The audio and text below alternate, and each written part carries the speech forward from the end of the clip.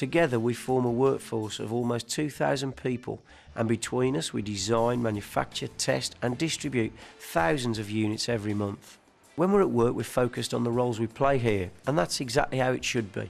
But we must never lose sight of the fact that our workmates are also husbands, wives, sons, daughters, parents, friends, teammates.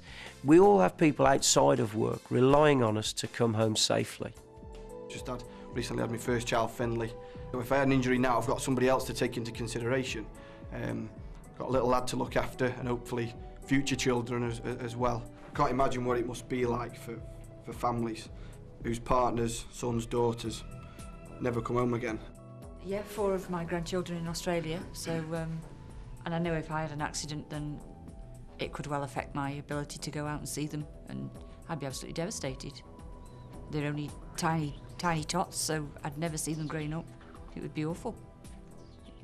Well, I've got a few different things I do outside of work. My biggest passion really is climbing. A lot of people consider things like climbing to be fairly dangerous sort of sports or pastimes. I think it's only as dangerous as you make it really. If you take the proper precautions while you're out and you understand what you're doing, make the right decisions, it can be as safe as any or as dangerous as anything else. And it's the process you go through when you're climbing, making the decisions is pretty analogous to the way you do things at work as well. If you see something and you're not happy with it, you take steps to rectify the situation, make it as safe as you possibly can. It's just the hazard's a lot more apparent when you're climbing than it is when you're walking through an office. I've got 2 girls, 18 and 15, and I play rock music in a band, amongst other things. And on Saturday night I'm intending to play at my daughter's 18th birthday party. At her request, I might add. I've not forced it down the throat.